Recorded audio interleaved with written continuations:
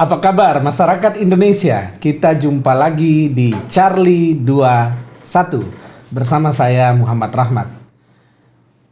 Yang lagi viral sekarang di media cetak, di media online, bahkan di media sosial adalah soal pembegalan. Meskipun suasana Ramadan, soal pembegalan masih terjadi di daerah kita. Yang terbaru yang lagi viral terjadi di Lombok Tengah, Nusa Tenggara Barat, di mana seorang yang kena begal atau yang jadi korban bisa melumpuhkan dua orang pembegal, lalu dua orang itu ternyata kalah dan tersungkur sampai mati, tapi yang jadi korban begal ini justru jadi tersangka. Ini tentu sangat memprihatinkan bagi seorang korban yang membela dirinya lalu jadi tersangka. Untuk hal itu kami mengundang Bang Rusdiansah.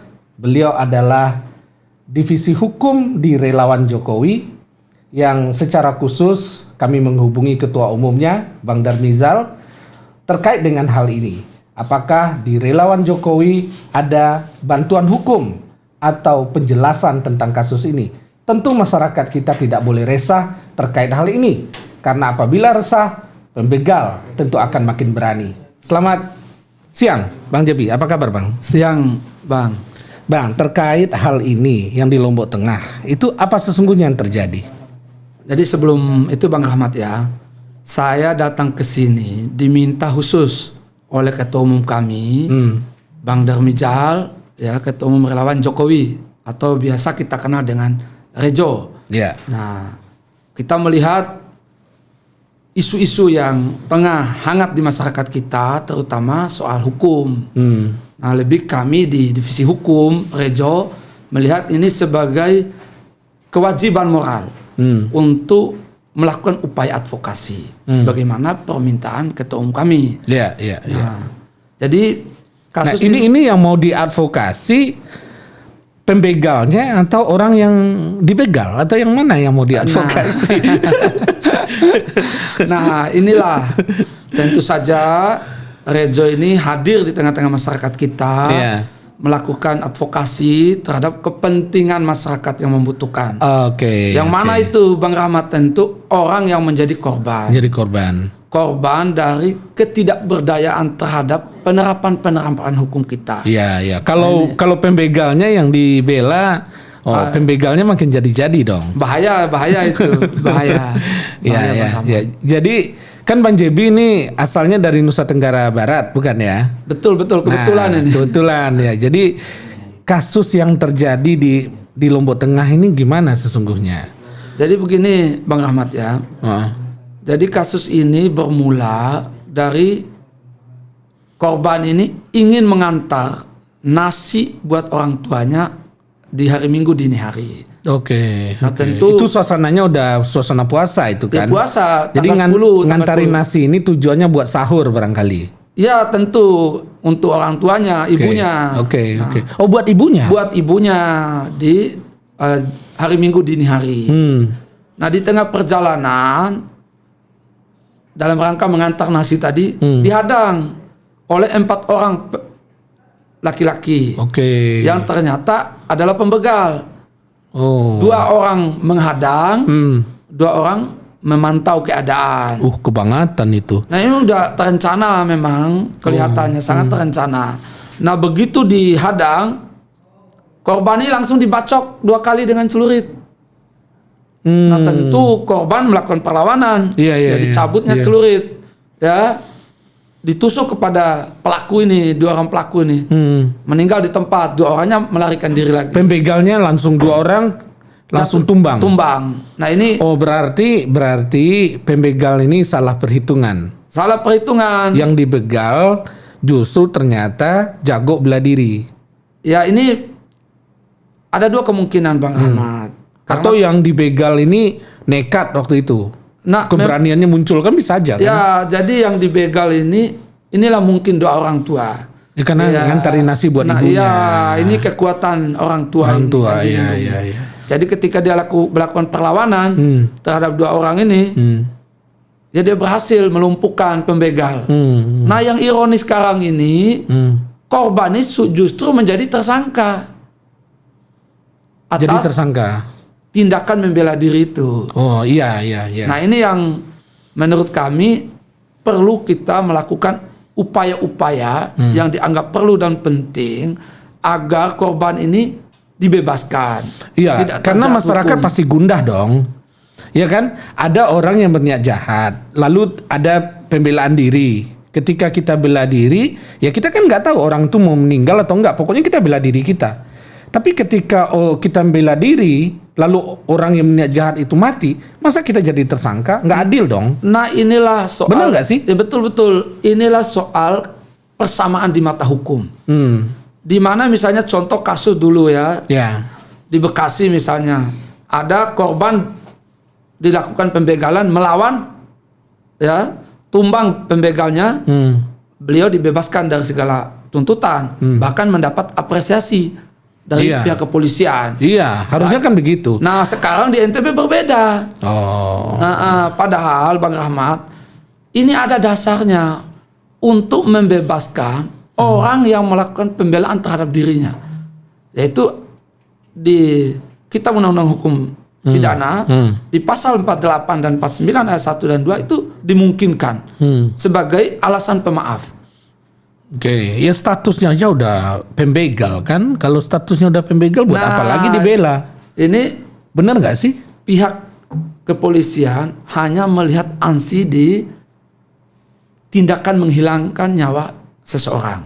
Ya Ya memang- kalau masyarakat awam nih, saya berpikirnya seperti ya itu masyarakat awam. 338, 3315. Iya, kalau 315. masyarakat awam berpikir, ya kan kalau statusnya udah pembegal, ya kan sebetulnya tidak perlu dilakukan pembelaan lagi, wong dia udah niat jahat gitu kan. Jadi harusnya orang yang jadi korban dong yang dilindungi. Jangan kemudian orang jadi korban malah dijadikan tersangka. Kan logikanya begitu. Kenapa? Benar nggak? Kenapa? Kalau kemudian yang jadi korban kemudian jadi tersangka, pembegal di Indonesia ini makin menjadi-jadi dong. Nah itulah Bang Rahmat. Sekarang mengapa sih kasus ini menjadi viral? Nah suara-suara yang seperti yang disampaikan Bang Rahmat inilah, suara-suara keadilan seperti yang disampaikan Bang Rahmat inilah yang menggugah hati masyarakat kita. Iya. Nah ini, nah tentu polisi sebenarnya bisa menerapkan pasal 48 KUHP dan pasal 49 ayat 1 dan 2. Iya. Jadi pasal 48 itu terkait dengan daya paksa. Jadi daya paksa ini harus memenuhi unsur sesuatu yang lebih besar ancamannya. Nah, iya. ini terpenuhi loh karena 4 orang yang melakukan 4 orang menyerang 1 orang. Iya dengan senjata tajam, Dengan celurit. senjata tajam. Lalu yang 1 orang ini melakukan pembelaan. Iya melakukan perlawanan. Nah, melakukan perlawanan pembelaan. Iya. Dilalah yang 4 orang itu KO, kalah 2 orang. Ya betul. Dan tumbang. Harusnya kan dibebaskan. Iya. Jadi demi hukum Iya. yang bersangkutan ini harus dibebaskan dari segala ancaman. Iya, seharusnya. Seharusnya. Agar apa? Agar pembegal-pembegal yang ada di Indonesia ini pada kapok. Nah inilah. Kalau dikasih ruang begitu, pembegal itu nggak bakalan kapok dong. Ya betul nggak? Ya betul. Nah, Inilah- misalnya saya kasih contoh, anak saya aja korban pembegalan loh. Handphonenya baru diambil, dompetnya hilang, lagi bersepeda, misalnya, gimana? Mau ngebela diri, dia bilang enggak, takut katanya gitu. Takutnya apa? Takut dihukum. Karena kalau dia tinju, dia apa segala macam, ya kan? Karena dia takut gitu, handphonenya hilang, dompetnya hilang. Lalu kalau lapor polisi, polisi minta bukti. Sampai sekarang bebas saja. Nah, yang begini-begini kan semestinya harapan masyarakat adalah bagaimana pembegal itu takut gitu kan. Betul. Nah makanya saya sampaikan bahwa korban ini harus dijadikan contoh. Role model bagaimana membasmi kejahatan. Iya. Bagaimana peran serta masyarakat membasmi kejahatan. Dengan begitu pembegal mulai berpikir ulang. Betul sekali Bang Untuk Ahmad. membegal-begal orang. Betul. Lah apa yang dilakukan oleh korban ini adalah dalam rangka membantu tugas kepolisian. Iya, harusnya begitu. Iya. Polisi aja kalau diserang dia boleh nembak kan. Betul sekali. Malah dibunuh langsung. apalagi Benar nggak? Apalagi nih Bang Rahmat. Ini janji Kapolri kita loh.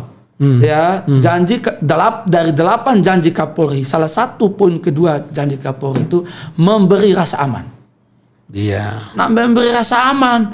Lah ini ketika institusi kepolisian ya dalam menjalankan tugasnya tidak mampu memberi rasa aman, apalagi korban ya malah dijadikan tersangka padahal telah melakukan perlawanan terhadap kejahatan. Ini bahaya. Ya. Momok tersendiri seperti yang disampaikan tadi. Ini bahaya buat penegakan hukum kita. Apalagi Bang Rahmat, Lombok ini menjadi ikon dunia. Pariwisata dunia sekarang. Penting. Kita harus menjamin keamanannya. Di Lombok ya. Betul sekali. Betul. Lombok tidak boleh lagi ada isu kejahatan. Karena kalau pembegal sekarang dapat ruang, berikutnya kalau ada pembegal, masyarakat takut untuk bela diri. Bukan hanya masyarakat, dunia takut datang ke Lombok.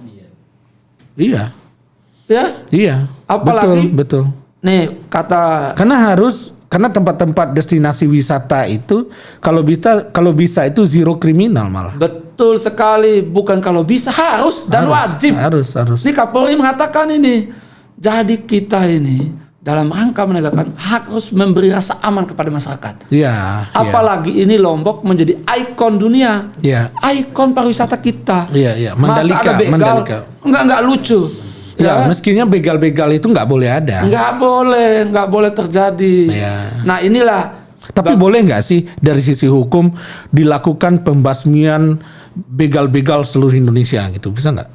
Loh, kan ada tindakan yang terukur yang bisa diambil oleh kepolisian untuk mencegah. Contoh Kapolda Metro Jaya mengatakan mereka itu ya yang membuat onar ya diambil sidik jarinya, tembak kakinya, diambil sidik jarinya katanya kan. Kalau ada tindakan-tindakan yang mengarah ke tindakan kejahatan, tembak kakinya supaya kapok, supaya jerah. Jadi rasa aman di tengah-tengah masyarakat kita ada. Jangan dilindungi gitu ya. Jangan.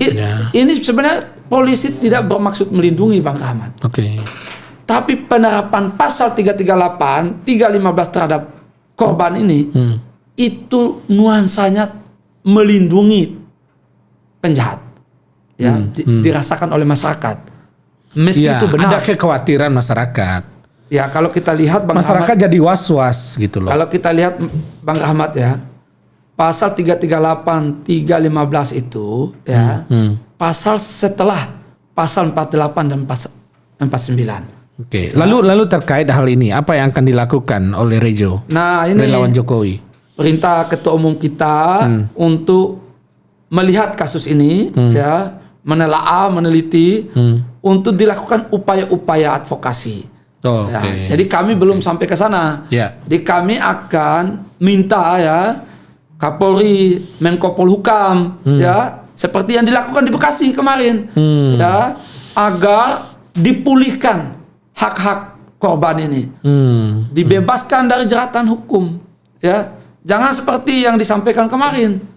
Biar pengadilan yang menentukan benar salahnya. Ya kalau begitu orang takut semua pembela diri ketika dibegal. Iya. Mengapa sih ya negara berpikir membentuk penegak hukum yang namanya institusi kepolisian? Ya. Kan untuk menciptakan rasa aman. Untuk menciptakan rasa aman, damai, memberi kepastian. Jadi dia melakukan upaya-upaya pencegahan. Salah satu upaya pencegahan menurut saya dengan membebaskan korban ini dari segala macam jeratan hukum itu adalah upaya pencegahan. Ya, membuat jerah pelaku. Ini jadi contoh ikon bagaimana hukum ditegakkan. Bagaimana kepastian hukum terhadap mereka yang mampu melakukan perlawanan terhadap para penjahat diberi reward gitu loh. Bang Rahmat. Ya, seperti yang ada di Bekasi. Betul sekali Bang Rahmat. Jadi jangan sampai rakyat bertanya, polisi di Nusa Tenggara Barat dengan Bekasi kok beda? Padahal sama-sama polisi. Padahal sama-sama polisi Indonesia. Jangan-jangan polisi Bekasi yang berbeda dengan polisi di NTB, kan bahaya itu. Ya, tapi kalau Pak Kapolri kan, mudah-mudahan Pak Kapolri membaca dan mengetahui kasus inilah, ya kan? Ya, Kan kalau kemarin Pak Kapolri memberikan arahan-arahan kepada institusinya kan bagus sekali. betul. Ini kan jangan sampai kegundahan ini ya, polemik ini ya, Bang Rahmat ini berlarut-larut. Ya, ya. Membuat rasa percaya masyarakat terhadap institusi kepolisian menjadi rendah. Tugas kita bersama, terutama ini Charlie 21 ini, diskusi hari ini sesungguhnya mendorong kita untuk bagaimana penegakan hukum kita lebih berkeadilan, lebih berkepastian, Ya, dan lebih bermanfaat untuk masyarakat kita. Lebih bermanfaat buat masyarakat. Betul sekali, ini peran serta Charlie 21. Masyarakat Indonesia terkait dengan pembegalan ini, tentu masyarakat menginginkan adanya pembelaan kepada korban. Masyarakat ingin kepastian hukum. Masyarakat menginginkan bahwa pembegal-pembegal itu tidak ada. Apalagi di Lombok atau Nusa Tenggara Barat yang menjadi destinasi pariwisata nasional kita. Bahkan yang menjadi objek pariwisata kita untuk andalan ke dunia internasional. Maka sejatinya di daerah Lombok, di daerah Nusa Tenggara Barat harus terhindar dari tindakan-tindakan kriminal agar pariwisata, orang-orang asing datang ke Lombok, datang ke Nusa Tenggara Barat punya rasa aman. Untuk itu kita tunggu apa langkah-langkah yang akan dilakukan oleh Divisi Hukum Relawan Jokowi. Kita jumpa lagi di lain kesempatan. Makasih, Bang. Terima kasih Bang Ahmad.